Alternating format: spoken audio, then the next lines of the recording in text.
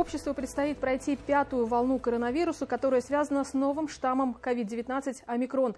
Медикам снова нужна поддержка. Как работают в этом направлении, обсудим прямо сейчас в программе интервью в эфире главного телеканала Республики. Сегодня с нами Рауль Халфин, председатель Республиканской организации Башкортостана профсоюза работников здравоохранения России. Рауль Магруфович, здравствуйте. Здравствуйте. Итак, пятая волна у нас, мы ее все практически видим, потому что Роспотребнадзор фиксирует повышение числа зараженных коронавирусом. Да? В каком состоянии сейчас медицина в начале этого года? Действительно, рост уже наблюдается. Наши медики, работники здравоохранения опять вышли на передовую борьбы. Нагрузки резко возрастают за счет и количества вызовов, выездов скорой помощи. Поэтому задача это действительно общая – поддержать медиков в их нелегкой борьбе. К счастью, был небольшой период для отдыха. Многие медики восстановились, кстати, в том числе и при поддержке профсоюза работников здравоохранения. Конечно, есть вопросы по кадровой укомплектованности. Это большая системная проблема, которую наш профсоюз также готов помочь решить. Главные результаты 2021 года какие, на ваш взгляд? Результатов очень много.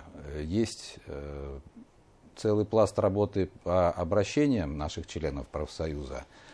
Это и непосредственно в наш Реском, в первичной организации, на местах, на горячую линию, круглосуточную горячую линию профсоюза работников здравоохранения Республики. Для примера, за год поступило только в Реском порядка 900 обращений по оплате труда. 90% из них решены в пользу работников отрасли, членов профсоюза. Также мы и стараемся решать системные вопросы. Например, обнаружив, что не во всех организациях доплаты за работу в ночное время на скорой и неотложной помощи соответствуют отраслевому соглашению, мы в конце 2020 года начали эту работу. И к марту 2021 года в 14 больницах, где доплаты были ниже отраслевого соглашения, соответственно, более 300 работников скорой получили повышенные доплаты в соответствии с отраслевым соглашением нашей республики. Дальнейшее повышение таких доплат, например, ночных, уже обсуждается на местах с учетом особенностей нагрузки, графиков работы и финансовых возможностей организации. Но это тоже возможно. Будут ли пересматриваться в ближайшее время вот эти нормативы? Еще раз только что сказал о том, что эти нормативы установлены, носят рекомендательный характер. В отраслевом соглашении заложен минимум 50%, например, ночных так называемых доплат. При этом в Трудовом кодексе, кстати, заложен минимум 20%. То есть мы и так уже довели до 50%. В ряде больниц они уже повышены тем самым путем, о котором я только что говорил. Путем переговоров непосредственно в больнице. Работников, профсоюза и администрации организации. По каким направлениям еще велась правозащитная работа? Также есть традиционные направления наши, которые мы каждый год занимаемся. В 2021 году поддерживали наших медиков и в судах, в том числе в случаях агрессивного поведения в отношении медиков. Очень много вопросов было по восстановлению льготного пенсионного стажа и по перерасчету пенсии. Так, для сведения, в результате объективной защиты медиков в судах, профсоюзными юристами, иски к медикам были снижены за год с 71 до 3,4 миллионов рублей, то есть более чем в 20 раз. Это тоже серьезная, так скажем, профилактика финансовой перегрузки медорганизаций. По пенсиям это порядка 180 членов профсоюза. Через суд мы добились перерасчета пенсии, и более 250 членов профсоюза получили нашу помощь юристов в перерасчете льготного стажа. Это тоже десятки миллионов рублей в пользу членов нашего профсоюза. Рауль Магруфович, вот Юристы вашего профсоюза помогли 68 медикам получить юридическую помощь по уголовным делам. Расскажите, пожалуйста, это в прошлом году. Расскажите, пожалуйста, как работали в этом направлении? Это направление наиболее сложное. Конечно, это отнимает очень много и сил, и времени, и здоровья, прямо скажем, в том числе у медиков. Понятно, вопросы непростые, неоднозначные, но тем не менее мы стараемся как раз помочь медикам решить процедурные моменты, поддержать их и морально в том числе, и в цель, чтобы рассмотрение этих вопросов было объективным. У нас есть партнеры, адвокаты, которые участвуют в рассмотрении этих дел, поэтому сейчас работа уже поставлена. На основании тех уроков и выводов, которые мы делаем и понимаем после этих дел, мы организовали в прошлом году профсоюзную правовую школу. То есть мы профилактируем такие ситуации. Уже несколько больниц республики получили такую поддержку. Мы провели правовую школу. И я надеюсь, что правовая грамотность медиков там уже возрастает. Работу будем продолжать. Еще одна инициатива, казалось, связана с тем, что возросло количество ДТП, в которых участники – это водители карет скорой помощи. Да, вы предлагали меры по предотвращению травматизма. На какой стадии сейчас? Ну, во-первых, да, наблюдая рост травматизма, особенно в случаях ДТП на скорой помощи, мы напомнили всем организациям республики о том, что необходимо соблюдать режим, дали рекомендации и по медосмотру водителей и так далее.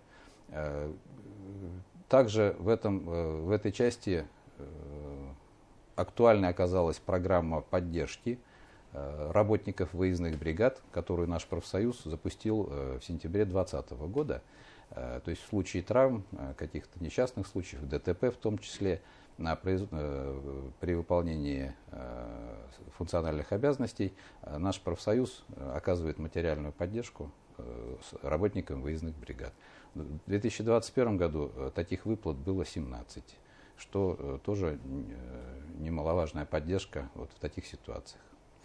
Как вы можете прокомментировать межведомственное взаимодействие, да, потому что в условиях пандемии коронавируса его роль нельзя исключать, насколько усилилось отношение с Минздравом и России, и Республики Башкортостан, да? Как вы работаете и вот что сейчас находится самое актуальное в этом плане? Во-первых, те темпы, с которыми пришел COVID-19 и с тем количеством новых вопросов, даже жизнь заставила нас очень научиться быстрее взаимодействовать, находить решения, даже там, где, в общем, не было опыта в каких-то сферах. Поэтому этот опыт, конечно, пригодился, взаимодействие достаточно конструктивное и оперативное. Ну, одно из ключевых направлений для нашего взаимодействия совместного, это, конечно, решение вопросов кадровой укомплектованности. Это действительно очень системный и межведомственный вопрос, в котором наш профсоюз также готов участвовать, в решении которого. И, в частности, вот мы планируем провести в марте молодежный форум наш профсоюзный здесь в Уфе, как минимум поволжский, по вопросам привлечения молодых специалистов, чем их поддержать, их ожидания, их интересы. Я надеюсь, что это принесет пользу в решении этого вопроса. Какие меры поддержки вы можете предложить? Мы рассматриваем разные меры, но для начала хотелось бы услышать самих молодых специалистов. Для этого форумы проводятся. Уже сейчас проводится подготовка к опросу, к анкетированию. А также мы рассмотрим любые вопросы и варианты, которые появятся в ходе вот этой детального рассмотрения этой проблемы. Помимо первые шаги уже делаются, то есть увеличивается количество бюджетных мест в медуниверситете, ожидается больший прием в медицинские колледжи. То, что мы видим в ряде районов, конечно же, пытаются помочь медикам, поддержать молодых специалистов или приезжающих медиков. Но даже те меры, которые сейчас есть, они уже не всегда срабатывают. Видимо, нужны новые решения, новые способы. Вот я надеюсь, что мы вместе и найдем эти решения, и профсоюз сможет помочь в этой задаче.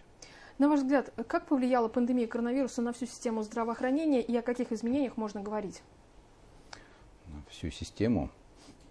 Ну, во-первых, это действительно такая вынужденная тренировка перепрофилирования, переоформления, перемещения медиков, оборудования и так далее.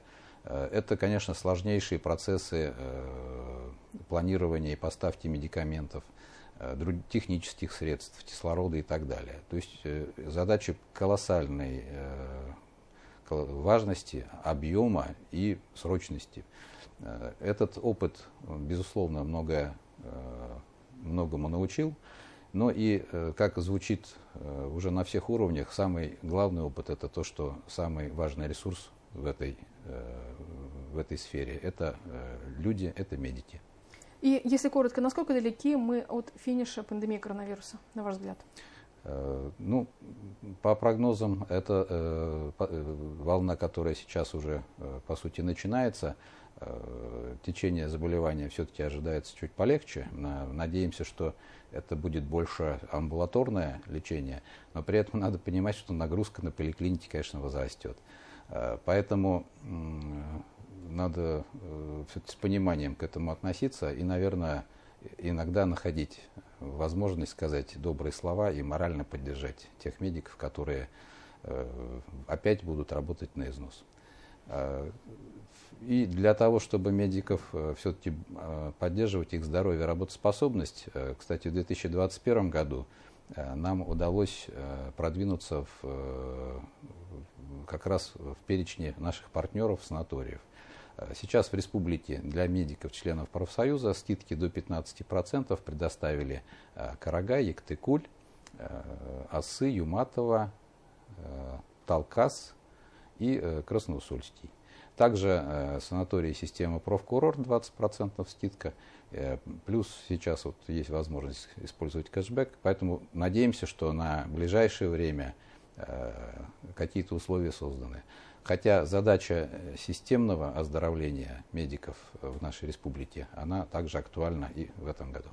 Спасибо вам большое. Я только лишь добавлю, что обязательно вакцинация, обязательно масочный режим и соблюдение социальной дистанции. Тогда действительно это тоже будет вклад. Конечно, безусловно. Спасибо большое. Сегодня гостем программы «Интервью» был Рауль Халфин, председатель Республиканской организации Башкортостана, профсоюза работников здравоохранения России. Не переключайтесь, оставайтесь вместе с нами.